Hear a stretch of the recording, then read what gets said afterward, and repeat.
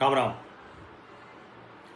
Israel और Iran एक दूसरे से 2000 किलोमीटर से अधिक की दूरी पर, लगभग कहें तो 2,500-2,500 किलोमीटर की दूरी पर स्थित देश है। दोनों देशों के बीच में जिस तरह का संघर्ष हो रहा है उसकी अपनी ऐतिहासिक वजहें, ऐतिहासिक कारण है। अभी जो ताज़ा कारण है, विवाद है, वो ये कि ईरान ने परमाणु हथियार बना लिया है।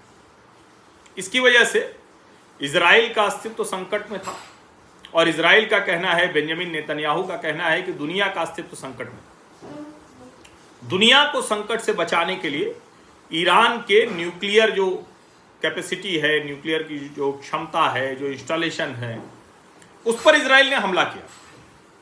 अब इजराइल और ईरान को देखें तो इजराइल तो बड़ा छोटा सा देश है, ईरान बड़ा देश है। ईरान ताकतवर शिया देश है। लंबे समय से अमेरिका से भी उसने दुश्मनी मोल ले रखी है, लेकिन फिर भी उसकी ताकत में बहुत कोई कमी नहीं है। ईरान बहुत रूढ़िवादी, कट्टरवादी देश है। वहाँ महिलाओं को कोई अधिकार नहीं है। और बेंजामिन नेतन्याहू कहते हैं कि कल को फिर ईरान पुराना वाला ईरान हो जाएगा तो हम उसके साथ अच्छे रिश्ते करेंगे, हमारे जो ऐतिहासिक संबंध हैं उसको करेंगे। ये सारी बातें हो रही हैं। लेकिन जरा ये समझना बहुत ज़रूरी है कि अगर दोनों देशों के बीच में सीमा नहीं है तो फिर ये जो जंग हो रही है उसमें कौन कैसे जीत सकता है। सीधे सीधे अगर देखें तो इजराइल से करीब 3 गुना अधिक सेना वो ईरान के पास है। ईरान के पास जो उनकी आर्मी है, जो फोर्स है, जो उनके जवान हैं, वो 6 लाख से अधिक है। इजराइल के पास 2 लाख से भी कम है। अगर जो रिजर्व जवान कहते हैं उनकी कैटेगरी में जाएं तो 3.5 लाख से अधिक हैं ईरान के पास। इजराइल के पास 4,65,000 रिजर्व जवान हैं, रिजर्व की संख्या ज़्यादा है। पैरामिलिट्री जवानों की बात करें तो 2 लाख से अधिक ईरान के हैं और मात्र 35,000 इजराइल के हैं। बख्तरबंद गाड़ियों की बात करें तो 65,000 से अधिक ईरान के हैं और यहाँ मात्र 36,000 है। टैंक की बात करें तो लगभग 1700 से अधिक और यहाँ 1300।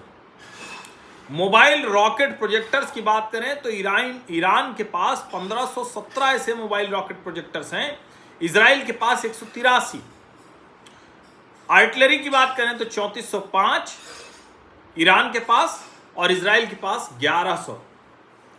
पनडुब्बी की बात करें तो सिर्फ 5 पनडुब्बी है इजराइल के पास, जबकि ईरान के पास 25। एयरक्राफ्ट की बात करें तो 551 है ईरान के पास, इजराइल के पास 611। फाइटर एयरक्राफ्ट 188 ईरान के पास है, 240 है इजराइल के पास। अटैक हेलीकॉप्टर 13 है ईरान के पास, 48 हैं इजराइल के पास। ट्रांसपोर्ट एयरक्राफ्ट 87 हैं ईरान के पास, 13 हैं इजराइल के पास।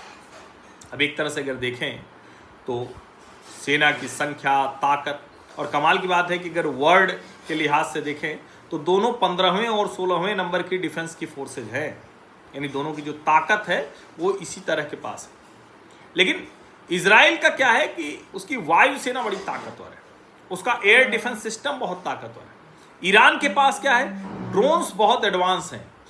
और जब इजराइल ने पहले दिन हमला किया था 12 जून की रात, Tabriz, Kermanshah, Tehran, Arak, Natanz, Isfahan, इन सब जगहों पर हमला किया था, तो बड़ा सीधा था। वो बहुत एक जिसको कहते हैं ना कि बहुत जो स्ट्रेटेजिक लोकेशंस थी। अभी जो 2300 किलोमीटर दूर से ईरान और इजराइल की जंग चल रही है, इसको जरा समझिए। क्योंकि दोनों देशों के बीच में कोई सीधी सीमा नहीं है, दोनों के बीच की दूरी लगभग 21,2200-2300 किलोमीटर है। जमीनी युद्ध नहीं होने जा रहा है, तो किसी के पास कितनी फोर्स है, कितने जवान हैं, उससे बहुत फर्क नहीं पड़ने वाला है। जमीनी युद्ध नहीं होने जा रहा। ईरान की जो मिसाइल क्षमता है, जरा उसको समझें तो 1979 का जो इस्लामिक रेवोल्यूशन है, उसके बाद ईरान ने मिसाइल बनाना शुरू किया। चीन और उत्तर कोरिया, इन दोनों की इसमें बड़ी भूमिका रही। कहा जाता है ईरान रूस को मिसाइलें देता है और रूस उसे एयरक्राफ्ट व अन्य सैन्य उपकरण। एक तरह से कहें जो एंटी अमेरिका जो पोलराइजेशन है वर्ल्ड में, China, Russia, Iran, north Korea. North Korea थोड़ा अलग रहता है, लेकिन चाइना, रशिया और ईरान तो एक साथ हैं। उनके ऊपर भी प्रतिबंध है अलग अलग, लेकिन फिर भी ये हैं। ये एक आपस में समझौता है। बैलिस्टिक और हाइपरसोनिक मिसाइलों की बात करें तो उसकी सेजिल जो है 17,000 किलोमीटर प्रति घंटा से अधिक, रेंज 2,500 किलोमीटर, यानी इजराइल पर हमला कर सकती है। खेबर, शहाब 3, इमाद, इनकी रेंज लगभग 2,000 किलोमीटर। फतह 1, ये भी हाइपरसोनिक कैटेगरी की है, स्पीड इसकी 3800 से 6100 किलोमीटर प्रति घंटा है। ये बहुत ज़बरदस्त वॉरहेड के साथ डिफेंस सिस्टम को चकमा देके जा सकती है, पहुंच जाती है। न्यूक्लियर कैपेबिलिटी के लिहाज से देखें तो 2023 की अमेरिकी रिपोर्ट कहती है कि ईरान के पास 3000 से अधिक बैलिस्टिक मिसाइलें हैं। हज कासिम, फतह 110, फतह 360, जुल्फगर, ये सब पेलोड के साथ जा रही हैं। इनकी जो रेंज है वो उस तरह से देखें, यानी इतना आगे जाकर मारना पड़ेगा। जो उसकी मिसाइलें हैं, जाहिर है दूरी के लिहाज से और प्रिसीशन के लिहाज से इजराइल उनसे ज़्यादा बेहतर है। उसको पूरी तरह से अमेरिका मदद करता है। अमेरिका ईरान को एटॉमिक जो प्रोग्राम है उसका विरोध करता है। दोनों साथ हैं, इजराइल और अमेरिका। इजराइल की हार्पून मिसाइल है, ये अमेरिका में बनी एंटी शिप क्रूज मिसाइल है, 1977 से ये है लगी। लोरा मिसाइल, इसकी रेंज 280 किलोमीटर है। अन्य मिसाइल गैब्रियल, जेरिको 1, 2, 3, डेल्ला। पॉप आई मिसाइल है जिसको अभी उपयोग में लिया गया। ये इजराइल का F-16D विमान है, उससे लॉन्च किया जाता है। एयर टू सरफेस है, यानी हवा में जाकर विमान फिर छोड़ता है। बहुत सटीक है, लंबी रेंज है, बहुत भारी वॉरहेड लेके जा सकता है। 350 450 किलोग्राम का पेलोड क्षमता है इसकी। Target, radar, bunker, airbase, command centre जो हमने अभी देखा। एंटी मिसाइल सिस्टम आयरन डोम दुनिया को चौंकाता है। हालांकि अब पाकिस्तान ने जो ड्रोन और मिसाइल का हमला किया वो हमने दिखाया कि हम ऐसे ही नहीं हैं। एरो सिस्टम आयरन डोम के अलावा जो बहुत प्रभावशाली, ताकतवर माना जाता है। इंटरनेशनल इक्वेशन की बात करें तो इजराइल के समर्थन में अमेरिका है, हथियार देता है उसको, राजनीतिक, रणनीतिक, सैन्य हर समर्थन देता है। जॉर्डन और इराक इजरायली हमलों के लिए एयर स्पेस अपना दे रहे हैं। जॉर्डन ने ईरानी ड्रोन को अपने क्षेत्र में रोक दिया, यानी ईरान और जॉर्डन का जो झगड़ा है वो भी। ईरान के समर्थन में कौन है? रशिया है, सैन्य सहयोग देता है, एयरक्राफ्ट देता है, हेलीकॉप्टर देता है। चाइना और नॉर्थ कोरिया है, मिसाइल टेक्नोलॉजी देता है। 2025 में चीन ने परमाणु कार्यक्रम को समर्थन देने की बात की। इसके अलावा तुर्की है, इजिप्ट है, UAE है, सऊदी अरब, ये सब भी समर्थन देते हैं। लेकिन अमेरिका कई बार जो कहें कि संतुलन कराने की भूमिका अदा करता है। अब आगे जाएगा तो कहां जाएगा?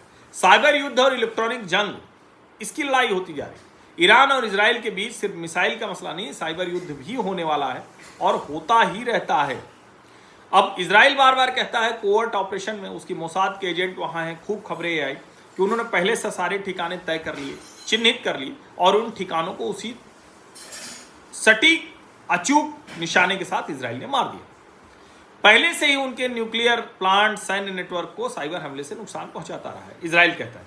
ईरान भी उसकी जल आपूर्ति, बिजली ग्रिड और बैंकिंग सिस्टम को, चूंकि सब तकनीक पर चलते हैं, एक मालवेयर फंक्शनिंग हो गई, एक ट्रोजन हॉर्स चला गया, सब मामला ठीक हो जाता है। तो ये भी एक लड़ाई ये चल रही है।